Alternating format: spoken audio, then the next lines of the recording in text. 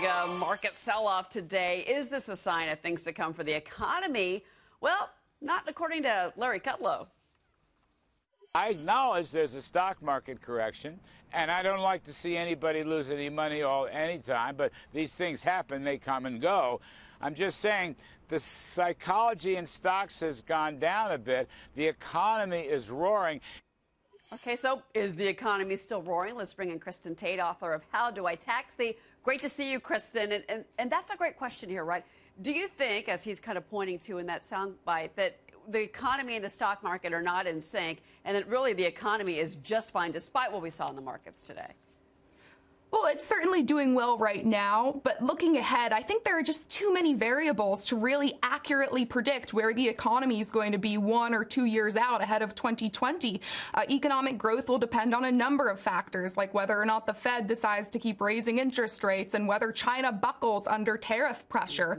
But there are a lot of people who are saying economic growth will slow in the coming years. And if that's true, it's going to make it a lot harder for the GOP to kind of point to tax cuts as a major accomplishment ahead of 2020. The CBO is predicting that that GDP growth is going to slow to 2.4% next year and 1.6% the year after that. So, of course, that's a huge decline from the 4.2% growth we saw earlier this year. Yeah, Goldman Sachs talking about a possible slowdown second half of next year. But to your point about something that President Trump can hang his hat on in 2020, it doesn't look like it's going to be immigration, considering the different roadblocks that he's had along the way for that.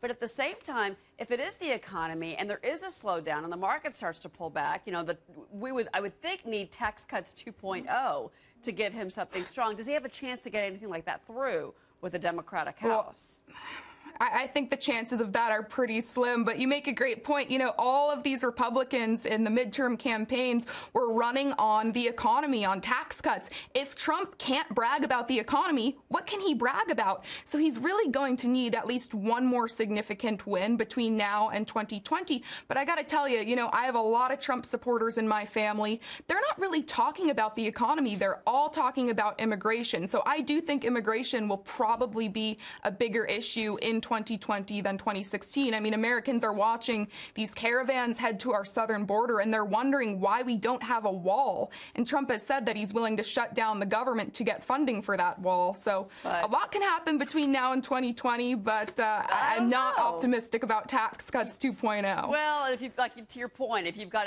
a Democratic-controlled House, then the immigration story subsides. At the same time, though, really quick, is there anything that you think that could be considered a win for both sides? And I'm thinking about infrastructure. Is that the one topic possibly that could really push through for both sides for 2020? Yes. I mean, Democrats know they're going to have to work with Trump on some things that the Democrats can have some successes to point to as well leading into 2020. So they'll get easy things done, like infrastructure, as you mentioned. I mean, nobody's really against infrastructure spending. These are relatively easy things to get done that make for good talking points. But in terms of, you know, something big with the economy or immigration or healthcare reform, I'm just not optimistic that we'll see any real progress there. Infrastructure easy, sure. Cheap? No. Kristen. Right, exactly. There you go. Kristen Tate, thank you very much. Good to see you.